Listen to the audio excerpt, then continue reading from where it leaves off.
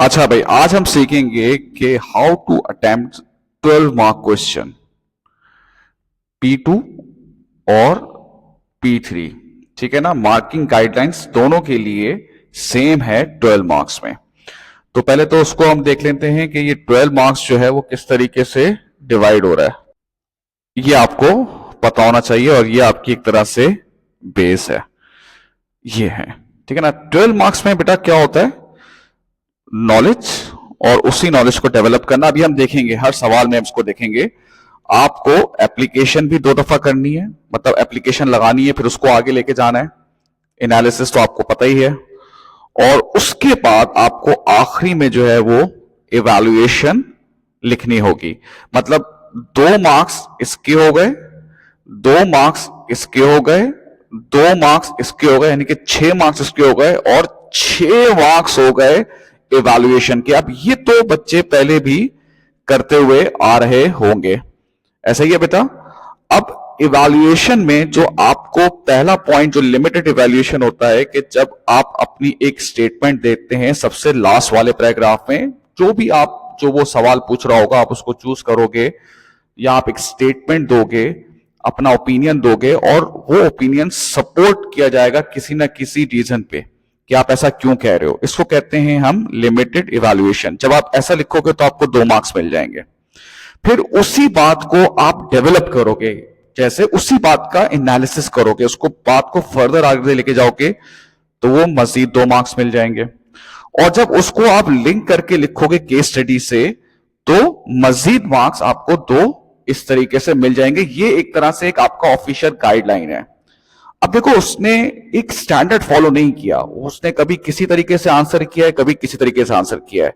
लेकिन क्योंकि हमें बच्चों को एक स्टैंडर्ड मुझे लगता है कि देना चाहिए, ताकि एक चीज सामने, फ्रेमवर्क सामने हो ना, तो बच्चे जिसे कहते हैं कि ज्यादा अच्छे तरीके से परफॉर्म कर सकते हैं। बात समझ में आती है कि अगर एक फ्रेमवर्क आपके सामने हो ना, तो आप उसको बार बार करोगे, बार बार करोगे, तो फायदा क्या होगा कि प्रैक्टिस होगी।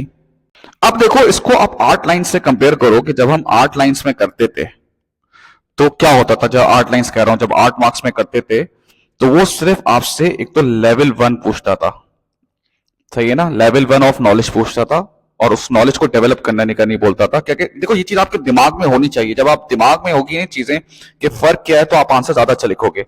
एप्लीकेशन में भी वो लेवल 1 पूछता था, एप्लीकेशन को डेवलप करना के बारे में बात नहीं करता था। एनालिसिस यही 2 होता था। तो जाहिर सी बात है, वहां पे 2 मार्क्स होते थे, तो 2 मार्क्स नॉलेज के, 2 मार्क्स एप्लीकेशन के, और इस तरीके से 4 मार्क्स जो है वो आपके एनालिसिस के होते थे। ये 4, 2 और 2, इस तरीके से ये बढ़ता था आपका। कहां पे? आपका 8 मार्क्स में इस तरह से बढ़ता था। अब हम स्टार्ट करते हैं और मैं आपको बताऊंगा कि कैसे होगा ये आपका। ये क्वेश्चन आ गया, ठीक है। अब ये आपके पास एक क्वेश्चन है। अब बेटा, जो चीज मैंने ब्लैक से की हुई है ना, इसका मतलब क्या है कि वो इस आंसर के लिए रेलेवेंट है। जैसे क्वेश्चन किया है, इवैल्यूएट वेदर प्राइस और promotion is the most important element of marketing mix. अब मैं आपको बताता हूँ इस केस स्टडी में क्या है कि भाई, वो एजुकेशनल रिसोर्सेज जो है वो वीडियो बना के भेजते हैं, और उन्होंने गैप देखा और उन्होंने बनाना शुरू किया। इन्होंने पेनिट्रेशन प्राइसिंग को यूज किया, एक फ्री कैंपेन चलाई। तो हुआ क्या, जब फ्री कैंपेन चलाई तो 250 लोगों ने ले लिया, लेकिन जब उन्होंने चार्ज पे रखा तो बच्चे कट गए, जो कि होता है नॉर्मली, सही है ना। और रिव्यूज तो अच्छे हैं, लेकिन बच्चा पैसे देने को तैयार नहीं है। तो अब ये सोच रहे हैं कि ऑल्टरनेटिव प्रमोशन चलाई जाए, जो कि एक एजुकेशनल न्यूज़पेपर है, और उसमें की जो व्यूवरशिप है, जो रीडरशिप है, सॉरी, वो 500,000 है, और इनका जो डायरेक्ट कंपेटिटर है वो भी ये चीज यूज करता है। तो आप ये बेसिक पॉज करके इस केस स्टडी को पढ़ लीजिएगा। अच्छा, अब सबसे पहली बात है, कहता हूं मैं बच्चों से कि तुम एक काम करो इस तरीके से, ये रहा नॉलेज, ये रहा एप्लीकेशन, ये रही एनालिसिस, क्योंकि शुरू में तो यही हो रहा होगा, करेक्ट। ये आप अपने साइड में लिख लिया करें, ताकि और उसको टिक करते रहेगा करें कि यार ये मैंने कर लिया, ये मैंने कर लिया, ये कर लिया। अच्छा, पहला स्टेप आप देखें हमेशा, पहले तो आप सवाल पढ़ें, और सवाल में जो चीज आपका बिजनेस का कंटेंट है ना, उसको आप एक्सप्लेन करें। क्योंकि इस पूरे उसमें एक चीज मुझे बिजनेस के उसमें नजर आ रही है, और वो है मार्केटिंग मिक्स। कई कई दफा 2 या 3 भी होगा, तो वो कहता है कि मैक्सिमम 2 लिख सकते हैं आप, 2 से ज्यादा नहीं लिखिएगा। और इसमें सिर्फ आपको नॉलेज का, वो भी लेवल 1 नॉलेज का आपको मार्क मिलेगा। जैसे मैं स्टार्ट करता हूं, मार्केटिंग मिक्स की डेफिनेशन, ठीक है, ये आ गया आपके पास मार्केटिंग मिक्स की डेफिनेशन। ये मैंने स्टार्ट किया, ये सबको मार्केटिंग मिक्स की डेफिनेशन पता होगी, तो ये मैंने मार्केटिंग मिक्स लिख लिया। जैसे ही मैंने मार्केटिंग मिक्स लिख लिया, मैंने कहा लो भाई नॉलेज का मुझे 1 मार्क मिल गया। ये मैं आपको बता रहा हूं तरीका, बेटा इस तरीके से आप करेंगे तो ही आप अच्छे मार्क्स ले सकते हैं। बात समझ में? अब इसमें अगर कोई प्रोडक्ट लाइफ साइकिल की बात होती मैं वो भी लिख देता, लेकिन हमेशा एक बात रखिए, 2 तो मैं लिख रहा हूं, मैं 3 भी लिख लूं, लेकिन ये कहलाएगा नॉलेज का मार्क 1, सिर्फ लेवल 1 ही कहलाएगा। और एक और चीज मैं आपको बता देता हूं, बड़ी जबरदस्त चीज। एग्जामिनर से जो बात हुई है, एग्जामिनर जो वर्कशॉप हुई वाली बात है, उसमें कहते हैं हम पॉजिटिव मार्किंग करते हैं। इसका मतलब क्या हुआ, हम वो चीज उठाएंगे कि जो उसने सही लिखी हुई है। अगर आपने नॉलेज के 4 पॉइंट्स लिखे हुए हैं जिसमें से 2 गलत है, तो वो 2 जो है वो काउंट करेगा। इसलिए टीचर आपसे कहता है कि तुम थोड़ा सा एक्स्ट्रा लिख दो, कोई ऐसा मसला नहीं है। तो जैसे ही मैंने बेटा ये मार्केटिंग मिक्स की डेफिनेशन लिखी, मुझे जो है वो 1 मार्क मिल गया, सिर्फ 1 मार्क। इसके अलावा भी मैं लिखूंगा तो भी 1 मार्क मिलेगा। तो सर क्यों लिख रहे हैं भाई? जाहिर सी बात है, अगर ये हो सकता है उसको ज्यादा पसंद नहीं है, अप्रोप्रिएट हमारे पास से नहीं जनरेट हुई, तो वो कर लेगा, ठीक है। फिर सबसे पहले मैं आता हूं प्राइस पे। तो सबसे पहले ये आ गई हमारी नॉलेज। अब हमने सवाल को स्टार्ट करना शुरू कर दिया, और क्या कर दिया भाई कि price is very important factor as GR is challenging a well known trusted brand. अब ये हमने उसी चीज को अब आके लेके जा रहे हैं, जिसमें ये वाली जो पार्ट है ना, वो आपका नॉलेज का हो गया। यहां से हमने पैराग्राफ को स्टार्ट कर दिया कि प्राइस हमने कहा बहुत ज्यादा इंपॉर्टेंट है, क्योंकि ये अपने एक मेजर कंपैरेटर को चैलेंज करने जा रहे हैं। अब ये आप एप्लीकेशन भी देख लो, डेवलप भी देख लो, वो हम देखेंगे। अब हम आएंगे इसके बाद किसमें? एप्लीकेशन में। ये रही एप्लीकेशन। इसके बाद हमने लिखा है, क्योंकि इंफॉर्मेशन ये शो कर रही है कि इन्होंने ऊपर पेनिट्रेशन प्राइसिंग यूज की थी, जिसकी वजह से 250 स्टूडेंट्स जो है वो अट्रैक्ट हो गए 300 में से in the initial stage. However a regular price has only attracted a further 50 customer. अब जरा सुन लें, इसको मैंने लिंक कर दिया केस स्टडी से। मैं कह रहा हूं प्राइस इंपॉर्टेंट है भाई। क्यों इंपॉर्टेंट है? क्योंकि केस स्टडी मुझे ये बता रहा है कि जब हमने प्राइस कम की थी तो लोगों ने खरीदा हमारा प्रोग्राम, लेकिन जैसे ही हमने प्राइस को बढ़ाया, जैसे ही बेटा हमने प्राइस को बढ़ाया, सिर्फ 50 कस्टमर ने लिया। इसका मतलब है मैंने यहां पर एप्लीकेशन 2 दफा यूज की है, 1 दफा नहीं 2 दफा यूज की है। मतलब एप्लीकेशन को डेवलप किया है कि मैंने कहा भाई देखें, शुरू में आपने जब प्राइस कम की, ये एप्लीकेशन है, इसकी वजह से 300 ने लिया, ये भी एप्लीकेशन है। फिर जब आपने प्राइस को बढ़ाया, तो अब देखो इसे कहते हैं डेवलप एप्लीकेशन। अब यहां पर मुझे यहां पर 2 मार्क्स मिल गए, किसके? एप्लीकेशन के, करेक्ट। अब इसकी वजह से क्या होगा अब ये देखना है, ठीक है। अब इसकी वजह से क्या होगा अब आपको ये देखना है, ठीक है। ये आ गया आपका एनालिसिस। इसकी वजह से क्या होगा, इसी बात को अब मैं फर्दर इलैबोरेट कर रहा हूं एनालिसिस में। This shows that customers are price sensitive. ये बात ये बता रही है हमें कि कस्टमर जो है वो प्राइस सेंसिटिव है। और अब एक बहुत इंपॉर्टेंट बात मैं यहां पे बताना जा रहा हूं, ये देखो, ये मैंने इसके नेगेटिव साइड पे, यानी कि इवैल्यूएटिव जो कमेंट्स होते हैं, इवैल्यूएटिव मतलब जो नेगेटिव साइड होती है या जो क्वेश्चनिंग साइड होती है, वो भी आपका लेवल 2 एनालिसिस में आ सकती है। ये बात सुन लें बेटा, ये बात सुन लें, मैं बता रहा हूं, लिख लें, कुछ भी कर लें। ये जो नेगेटिव साइड होती है, जब आप किसी भी पॉइंट को एक्सप्लेन करते करते उसके ऑल्टरनेटिव पे जाते हैं, उसकी क्वेश्चनिंग साइड पे जाते हैं या खबरदार करते हैं, लेकिन इससे ये भी हो सकता है जो कि हम नॉर्मली पढ़ते हैं इवैल्यूएशन में, ये चीज लिखना भी लेवल 2 एनालिसिस में कंसीडर किया जा सकता है। जैसे देखो मैंने क्या बोला, if the price model is incorrect it will lead cash flow और प्रॉफिटेबिलिटी प्रॉब्लम। मतलब मैंने बोला प्राइस इतना इंपॉर्टेंट है कि अगर प्राइस सही नहीं होगी तो इसकी वजह से आपका कैश फ्लो और प्रॉफिटेबिलिटी भी खराब हो सकती है। एकदम से मैंने उसकी दूसरी साइड भी आपको बता दी। अब ये क्यों है, देखो आप जब एग्जाम में बैठे हो ना तो आपको ये पता हो कि मैं क्या क्या लिख सकता हूं, ताकि कुछ जगहों पे हो सकता है आप डेवलप नहीं कर पा रहे हो तो आपने एकदम से नेगेटिव साइड लिख के आपने अपने मार्क को पूरा कर दिया।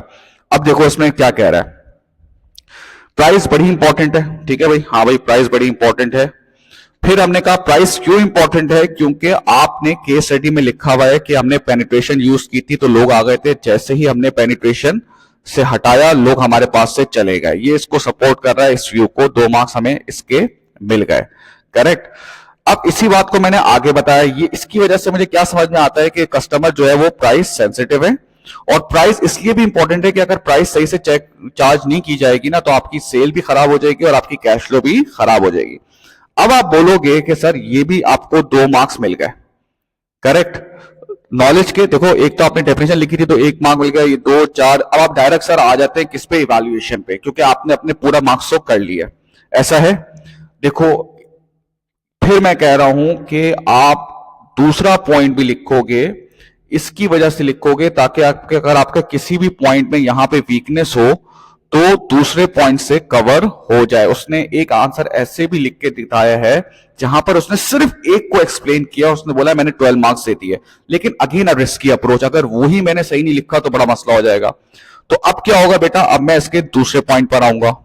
अच्छा, अब आप इसके दूसरे साइड, प्रमोशन वाली साइड पे, तो सबसे पहली बात है जब आप प्रमोशन करेंगे तो उसकी अब आप नॉलेज ले लेंगे। नॉलेज क्या है भाई, अफेक्टिव प्रमोशन की वजह से ब्रांड की अवेयरनेस बढ़ती है और ब्रांड की लॉयल्टी बढ़ती है। अफेक्टिव प्रमोशन की वजह से आपका ब्रांड ग्रो होता है, ये सिंपल नॉलेज वाली बात हो गई। अब इसी पॉइंट को आप लिंक करेंगे किससे बेटा, अपनी केस स्टडी से, और केस स्टडी में क्या बता रहा है वो देख लें भाई। प्रीवियस ऑनलाइन जो उन्होंने मार्केटिंग की थी वो ज्यादा इफेक्टिव साबित नहीं हुई। अब ये कंसिडर कर रहे हैं कि न्यूज़पेपर में एडवर्टाइज करें जहां पर 500,000 की रीडरशिप है। बात समझ में आई। पहले आपने क्या बताया, आपने कहा प्रमोशन बहुत ज्यादा इंपॉर्टेंट है, और फिर आपने इसको लिंक किया केस स्टडी से कि प्रमोशन इसलिए इंपॉर्टेंट, जो हमारी लास्ट प्रमोशन थी वो इतनी ज्यादा इफेक्टिव नहीं रही क्योंकि जब हमने फ्री रखा तो लोगों ने लिया और जब हमने फ्री नहीं रखा तो लोग नहीं ले पाए। इसलिए आप सोच रहे हैं क्या, न्यूज़पेपर में ऐड देने का। अब न्यूज़पेपर में ऐड देने की वजह से क्या होगा उसको देख लेते हैं भाई। न्यूज़पेपर में ऐड देने की वजह से क्या होगा, this medium has the potential to broaden the reach of their service. ऐसी बात है, 500,000 लोग पढ़ते हैं तो ज्यादा लोगों के पास जाएगी, capturing the attention of a wider audience. बिल्कुल सही बात है, एनालिसिस है कि इसकी वजह से क्या होगा कि आपका लोग ज्यादा से ज्यादा लोगों की तरफ आपका मैसेज जाएगा। अब देखो यहां पर मैंने नॉर्मल डेवलप की है, अगर मैं इसको इवैल्यूएट में करता ना, इसको नेगेटिव में करता तो मैं करता, लेकिन इसमें एक बात है कि न्यूज़पेपर का एड ज्यादा कॉस्ट करेगा, ये इसका इवैल्यूएटिव कमेंट हो गया। ये भी लिखता तब भी लेवल 2 ऑफ एनालिसिस मिल जाती, लेकिन मैंने ये नहीं लिखा, मैंने क्योंकि मैं चाहता हूं बच्चों के पास वैरायटी हो। अच्छा, इसकी वजह से क्या होगा, leading to an increase in the subscriber for their digital resource platform. इसकी वजह से क्या होगा कि इनके सब्सक्राइबर्स बढ़ जाएंगे। दोबारा देखें, नॉलेज में क्या लिखा, प्रमोशन की वजह से ब्रांड बढ़ता है। पिछली दफा की प्रमोशन सही नहीं थी इसलिए प्रमोशन को चेंज करना चाह रही है, मैंने केस स्टडी से उठाया और न्यूज़पेपर में ऐड देना चाह रहे हैं। न्यूज़पेपर में ऐड देने की वजह से क्या होगा, ज्यादा ऑडियंस है तो ज्यादा लोग देखेंगे, और ज्यादा लोग जब देखेंगे तो क्या होगा, इनकी सब्सक्राइबर भी जो है वो बढ़ जाएंगे। ये हो गई इसकी डेवलप एनालिसिस, ठीक है बेटा। अब आएगा इसका इवैल्यूएशन। लेवल 1 क्या होता है, जब आप कोई स्टेटमेंट देते हैं और उसको सपोर्ट करते हैं किसी कमेंट पे। लेवल 2 क्या होगा इवैल्यूएशन का, जिसमें आप उसको डेवलप करेंगे, उसी बात का एनालिसिस करेंगे। और लेवल 3 क्या हुआ, जब आप उसको कॉन्टेक्स्ट में केस स्टडी से मेंशन करके लिखेंगे। अब आप ये लेवल 2 में भी केस स्टडी मेंशन कर देते हैं, कोई मसला नहीं है, ये उसने एक गाइडलाइन दे दी है, ठीक है। अब आप देखें भाई, सबसे पहले लेवल 1 ये हमने एक स्टेटमेंट दे दी, सही है। सबसे पहले हमने स्टेटमेंट दे दी, और स्टेटमेंट क्या थी कि price is the most important factor, क्योंकि उससे ये पूछा था कि इवैल्यूएट करो कि प्राइस या प्रमोशन में सबसे ज्यादा इंपॉर्टेंट क्या है। तो मैंने अपनी स्टेटमेंट दे दी, अपनी जजमेंट दे दी, लेकिन उसको फॉलो करूंगा मैं एक क्वालिफाइंग स्टेटमेंट से। कि ऐसा मैं क्यों कह रहा हूं, क्योंकि if the price is set too low the business will make a loss with every sale. Price बहुत ज्यादा इंपॉर्टेंट है, क्योंकि अगर ये मैंने कहा कि प्राइस इंपॉर्टेंट है, ये मेरी आ गई जजमेंट एक आ गई एक तरह से। और ये मैं कह रहा हूं, क्यों कह रहा हूं मैं ये, क्योंकि अगर प्राइस आपने गलत सेट की तो आपको लॉस भी हो सकता है। चलो भाई, जैसे ही मैंने ये लिखा, मैं कहूंगा ये लेवल 1 हो गई। या आप प्लीज, मैं आपसे रिक्वेस्ट कर रहा हूं, जो आप इवैल्यूएशन लिख रहे हो या सवाल लिख रहे हो, ये चीजें करते रहिएगा, चेकलिस्ट बना लीजिएगा, इससे आपका इंशाल्लाह सवाल के आंसर में इंप्रूवमेंट आएगी। आपने कहा भाई 2 मार्क्स तो मुझे मिल गए, ये आपकी लिमिटेड इवैल्यूएशन थी।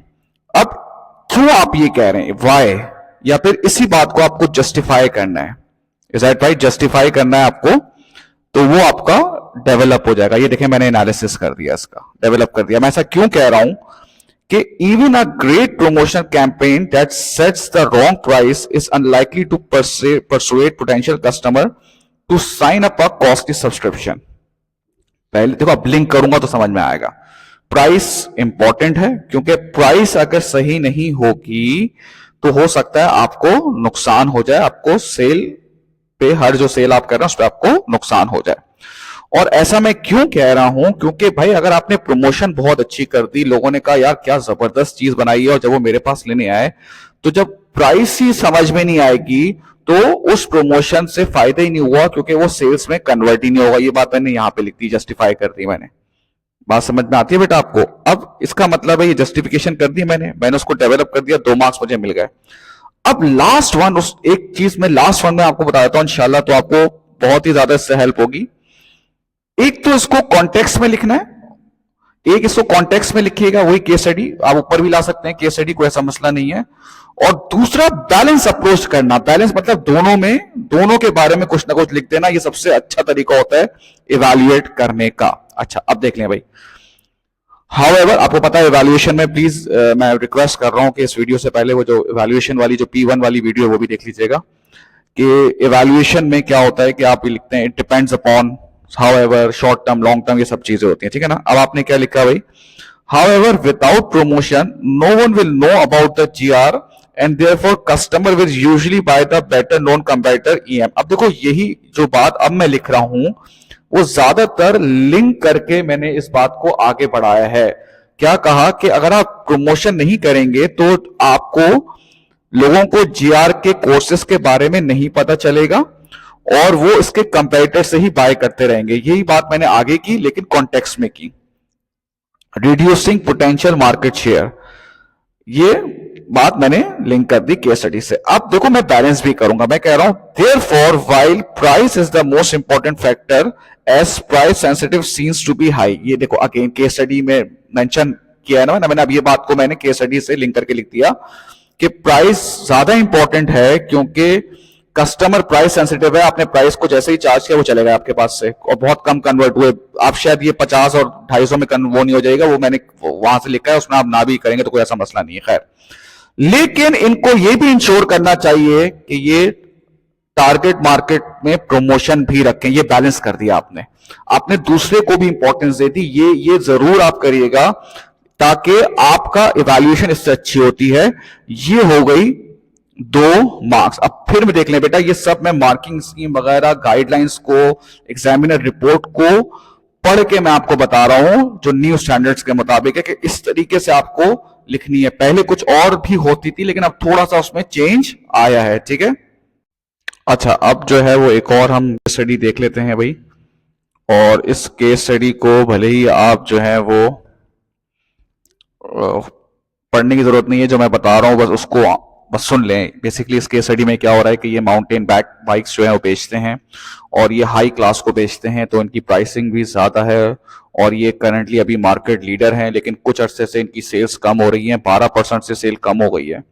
तो सवाल में वो आपसे कहता है कि आप मार्केटिंग मिक्स को कैसे चेंज करें कि प्रोडक्ट लाइफ साइकिल इसकी आगे बढ़ते रहे, मतलब एक्सटेंड कर सकें, जो इनकी सेल्स कम हुई है उसको हम कैसे रिकवर कर सकें, extension of product life cycle.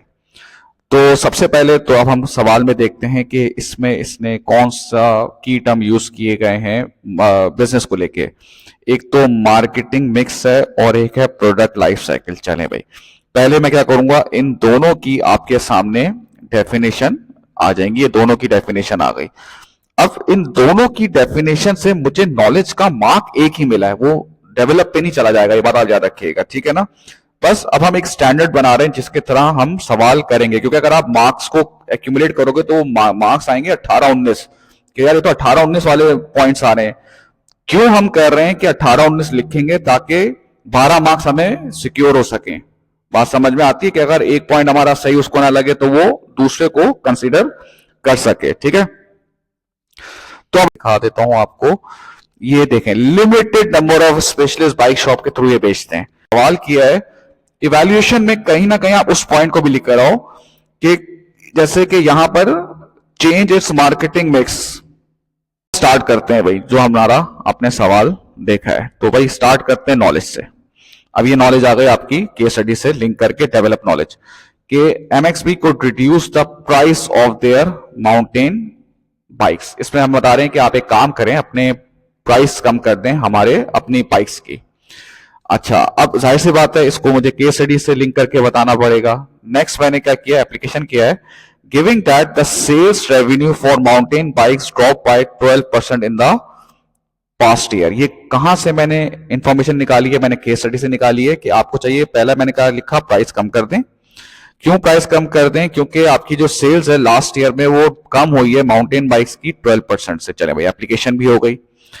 इसकी वजह से क्या होगा, अब इसको डेवलप कर एनालिसिस करते हैं कि डिक्रीज, बच्चे बच्चे को पता होता है डिक्रीज प्राइस की वजह से बाइक्स मोर अफोर्डेबल होंगी और ज्यादा इससे सेल होगी। ये हो गई एनालिसिस। अब मैंने क्या किया, मैंने फिर डेवलप की जगह, मतलब डेवलप ही कर रहा हूं, और मैंने उसकी एक क्वेश्चनिंग मतलब इवैल्यूएशन वो लिखती, खबरदार कर दिया एक तरह से मैंने उसको कि देख लो भाई कि लोअर प्राइस की वजह से आपका ब्रांड नेम भी डैमेज हो सकता है, क्योंकि आप सिर्फ हाई इनकम लोगों को टारगेट कर रहे हो। बात समझ में आई? ये आ गई आपकी लेवल 2 एनालिसिस। अब ये भी बच्चा पूछ सकता है तो कि सर ये इवैल्यूएशन में आएगी? हाँ, अगर तुम इसके बाद सुनना मेरी बात, इसके बाद अगर तुम नॉर्मल एनालिसिस करते, डेवलप एनालिसिस करते और उसके बाद ये लिखते, तो फिर वो इवैल्यूएशन का पार्ट बनता, लेकिन सिर्फ वो लेवल 1 का बनता। सही है ना? जो आप अपनी स्टेटमेंट देते हो ना, ये उसका पार्ट बनता। बात समझ में आती है? ये छोटी छोटी चीजें देख लो, कोई ऐसा उसमें मसले की बात नहीं है। तो ये आपका पहला पॉइंट हो गया। अब जाहिर सी बात है दूसरा मैं जाऊंगा उस पे प्लेस पे, अब वो देख लेते हैं। अब मैं आता हूं उसकी नेक्स्ट साइड पे। अच्छा, पीछे तो मैंने एक तरीके से, मैंने इसमें एक चीज हमेशा ये देख लीजिएगा, केस स्टडी में लिखा हुआ है कि वो लिमिटेड जो है ना, जो स्पेशलिस्ट शॉपकीपर्स हैं ना, रिटेलर्स हैं, उसके थ्रू वो सेल करते हैं। ये उसने केस स्टडी में लिखा हुआ है, ठीक है ना।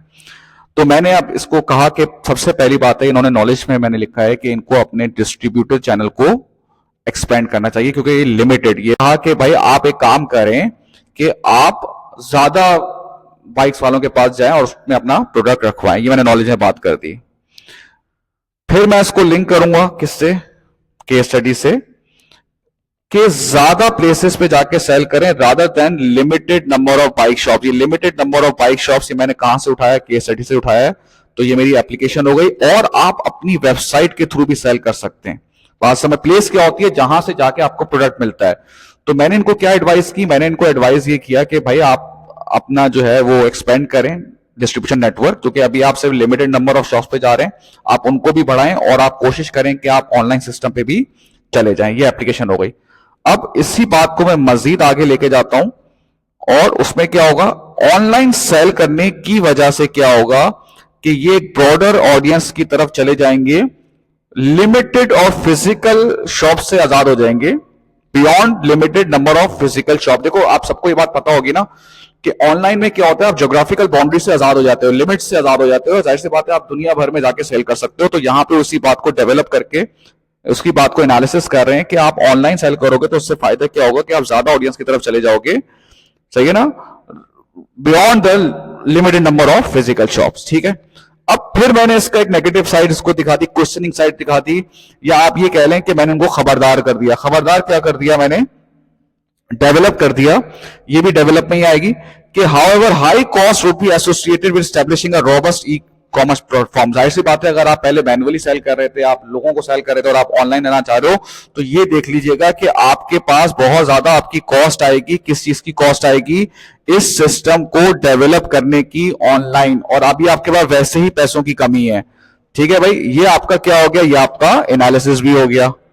ठीक है। अच्छा, अब इसमें हम आएंगे किस पे देता हूं कि इवैल्यूएशन। इवैल्यूएशन में सबसे पहली बात है मैं अपनी एक स्टेटमेंट दूंगा, सही है ना, ओपिनियन दूंगा, उसको सपोर्ट करूंगा एक स्टेटमेंट से, लेवल 1 हो जाएगा। फिर उसी चीज को मैं डेवलप करूंगा, करेक्ट, और डेवलप करके उसको लिंक कर दूंगा केस स्टडी से विथ अ बैलेंस्ड अप्रोच। ये एक अच्छा तरीका है इवैल्यूएशन करने का। चलें अब सब मैं स्टार्ट करता हूं। मैंने पहले ओपिनियन दिया है, और मैंने ओपिनियन क्या दिया है भाई, आपने ओपिनियन दिया है, ये रहा लेवल 1 हो गया आपका, कि ओवरऑल के बेटर सोल्यूशन ये है कि आप अपना डिस्ट्रीब्यूशन चैनल चेंज करें। जाहिर सी बात है दोनों में से अब एक को मैं ज्यादा इंपॉर्टेंस दे रहा हूं। This would unlikely to damage the brand reputation. भाई अब मैंने इस बात को सपोर्ट कैसे किया है कि आप इसकी तरफ जाएं, क्योंकि ये ब्रांड रेपुटेशन आपकी कम डैमेज करेगी। अब मैं ऐसा क्यों कह रहा हूं, अब मुझे डेवलप तो करने दो, सही है ना, ये इसमें 2 मार्क्स मुझे मिल गए। अब मैं ऐसा क्यों कह रहा हूं, उसको जस्टिफाई करने दो मुझे। मैं ये इसलिए कह रहा हूं कि वो एक तो मार्केट लीडर है, और प्राइस कम करने की वजह से ज्यादा बड़ा रिस्क है उसका, rather than selling into online. दोबारा सुन लें, उसने क्योंकि वो एक हाई टारगेट इनकम को सेल कर रहे हैं, तो मैंने कहा कि प्राइस को टच करने से अच्छा यह है कि आप डिस्ट्रीब्यूशन चैनल या ऑनलाइन सेल कर दें, क्योंकि प्राइस चेंज करने में ज्यादा रिस्क है, आपकी डैमेज हो सकती है रेपुटेशन, आपका कस्टमर ये समझ सकता है कि भाई उन्होंने क्वालिटी कम कर दी है वगैरह वगैरह। तो ये चीज मैंने इसको डेवलप किया है। और देखो इसमें मैंने कॉन्टेक्स्ट भी डाल दिया, जरूरी नहीं कॉन्टेक्स्ट सिर्फ आखिरी में ही मैं करूं, सही है ना, क्योंकि जब आप लिख रहे होते हो रिदम में तो वो आप कर सकते हो, उसमें कोई ऐसा मसला नहीं है। ये भी डेवलप, अब जाहिर सी बात है मैं उसको मजीद कॉन्टेक्स्ट में लेकर आऊंगा और उसको बैलेंस भी करूंगा कि दूसरा भी इंपॉर्टेंट है, ये भी मैं कहूंगा, ठीक है। तो ये देख लेते हैं आप, ये आपको आखिरी के 2 मिल जाएंगे। However, whether this is enough, देखो मैंने चूज किसको किया है, मैंने प्राइस और प्रमोशन में से प्रमोशन को चूज किया। मैं एंड में ही कह रहा हूं कि ये डिपेंड करता है, क्योंकि ये जो वर्ड है ना, ये कीवर्ड है, this depends upon, this based on, ये इसके कीवर्ड्स हैं जो आपको हमेशा यूज करने चाहिए एक अच्छी डेवलप कॉन्टेक्स्ट में करने के लिए। खैर, अब इसने कहा है कि ये डिपेंड करता है एक्शन ऑफ इट्स कंपेटिटर। क्यों? क्योंकि अगर आपका जो सेकंड लार्जेस्ट प्रोड्यूसर है, again link with the case study, अगर उसने प्राइस कम कर दी तो आपके पास कोई ऑप्शन नहीं है सिवाय इसके कि आप अपनी प्राइस को टच करें। बात समझ में? प्राइस को कम करें, फिर आप प्रमोशन पे नहीं जा रहे। आप बात समझ में आई? मैंने क्या कर दिया, अब बैलेंस कर दिया, ऊपर मैं करता आया प्राइस प्राइस प्राइस प्राइस, नीचे मैंने बैलेंस भी कर दिया, मैंने लिंक भी कर दिया केस स्टडी से। इस तरह से आप करेंगे इवैल्यूएशन। आई होप थोड़ा बहुत अब क्लियर होता जा रहा होगा, अच्छा होगी। जिसमें अब हम करेंगे एक सवाल जिसमें सिर्फ एक ही पॉइंट में हम 12 मार्क्स कैसे ले सकते हैं, हम ये सीखेंगे, ठीक है ना। Again it's a risky approach.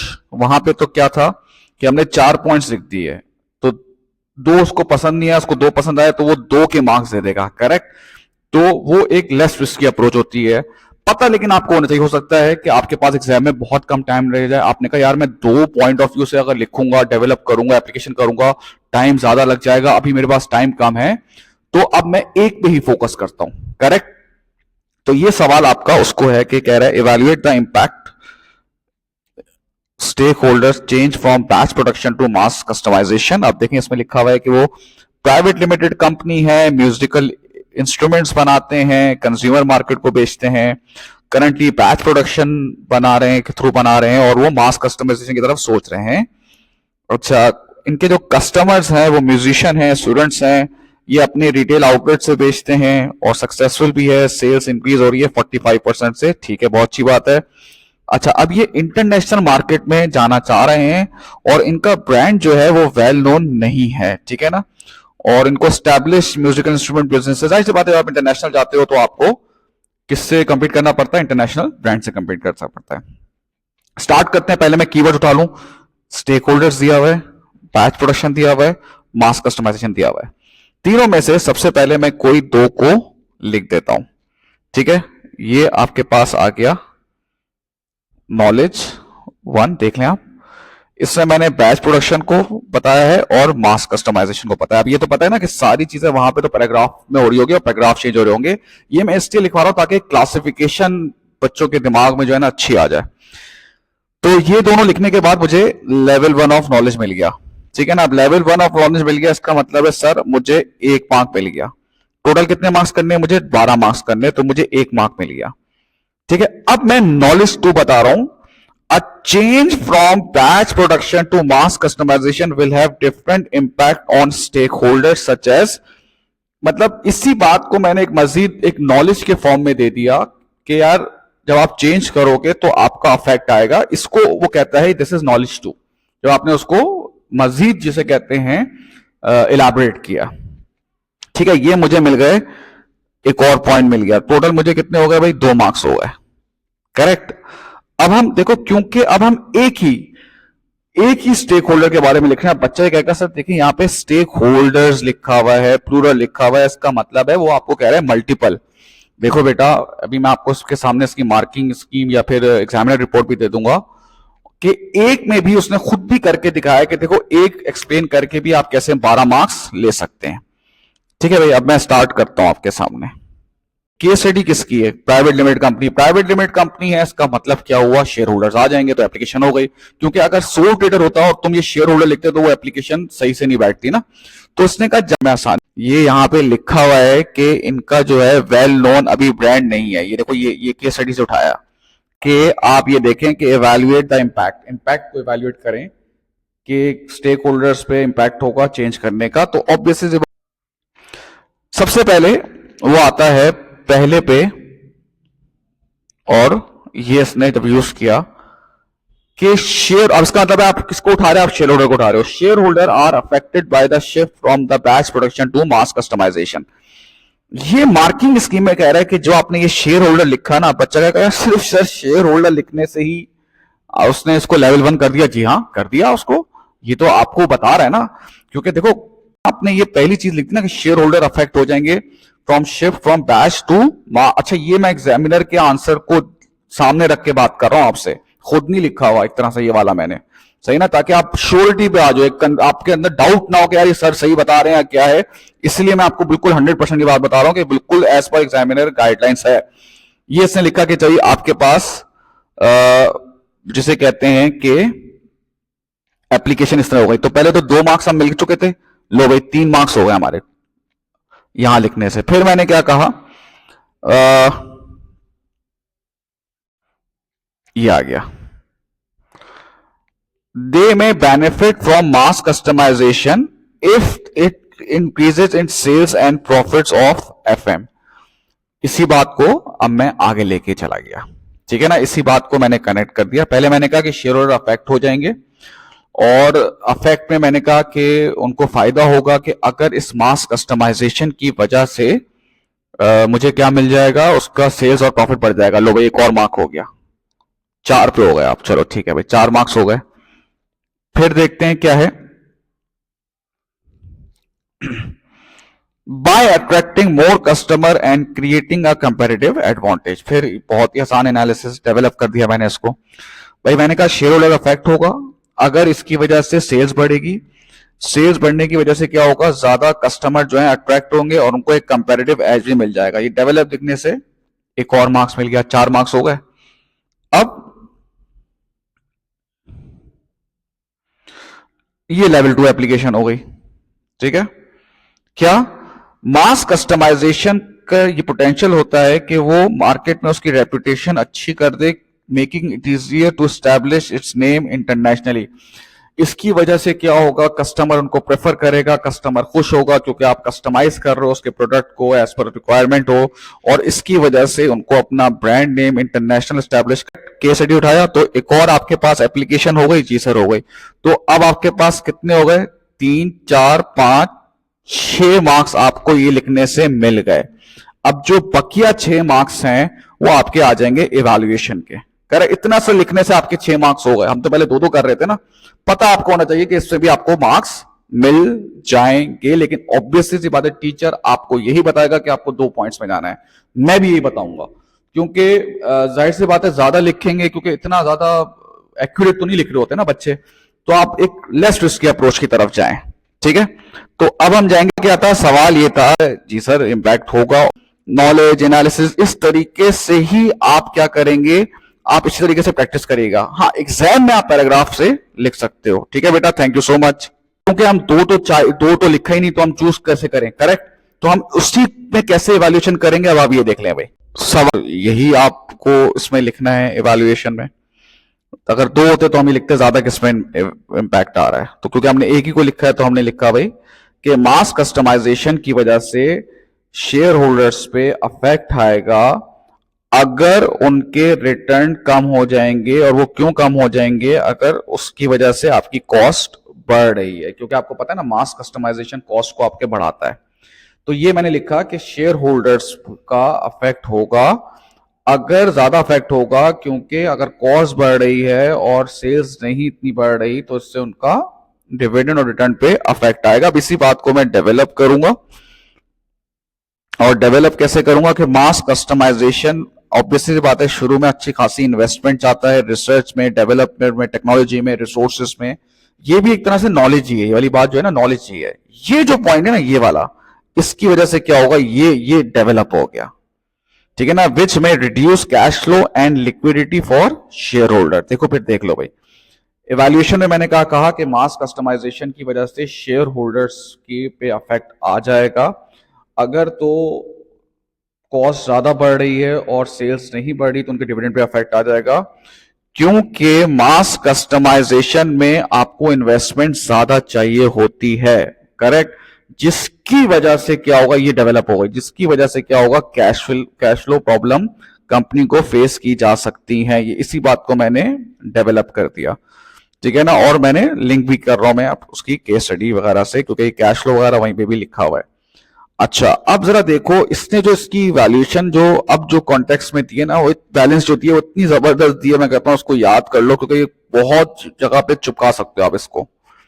आ जाए भाई, to conclude this, mass customization can have a both positive and negative impact on shareholders। अब आप सुन लो बेटा, इस पॉइंट को उठाओ और खुदा के वास्ते इसको याद कर लो इन सबको। ये वाली चीज जो मैं आपको बता रहा हूं इसने इतना जबरदस्त लिखा है कि मैं बहुत सारी जगहों पे लिख सकता हूं, मैं आपको बताता हूं कैसे। To conclude, mass customisation can have both positive and negative impact, therefore AMCIL should clearly weight the benefit and cost of the change and implement in the way to maximize the value, profit and dividend to shareholder। अब इसको आपने conclude कैसे किया है कि मास customization की वजह से शेयर होल्डर्स को पॉजिटिव और नेगेटिव इफेक्ट भी आ सकते हैं, तो इनको देखना चाहिए, वेट करना चाहिए बेनिफिट और कॉस्ट को, और उसके बाद ऐसे इंप्लीमेंट करना चाहिए कि शेयर होल्डर्स को ज्यादा नुकसान ना हो, करेक्ट। अब जरा देखो इस पॉइंट को तुम कितनी जगह लगा सकते हो, मैं आपको सही बता रहा हूं। अगर उसने बोला, इमेजिन करें कि कौन सा ऑप्शन बिजनेस के लिए अच्छा है, शेयर्स अच्छे हैं फाइनेंस के लिए या लोन अच्छा है। अब इमेजिन करो तुमने ऊपर सब कुछ वही लिखा हुआ है, दोनों चॉइसेस पे तुम लेकर आ रहे हो, तुम एंड में क्या लिखोगे, यहां पे क्या लिखोगे, टू कंक्लूड शेयर्स, अगर आप शेयर्स को कर रहे हो या लोन को कर रहे हो, शेयर्स या loan can have a both positive and negative impact on business, तो therefore they should carefully weight the benefit and cost of both the option in such a way कि कंपनी को ज्यादा benefit हो। अगर आप देखो कैसे आप कभी भी दो ऑप्शन में जाओ तो इस तरीके से आप कितना जबरदस्त तरीके से आप चूज कर लोगे। वो बोल रहे जॉब पे जाएं या बैच पे जाएं, इमेजिन करो एक सवाल है, तो आप बोलोगे टू कंक्लूड अगर आप जॉब पे जा रहे हैं या बैच पे जा रहे हैं, इससे आपको पॉजिटिव और नेगेटिव इंपैक्ट दोनों हो सकता है।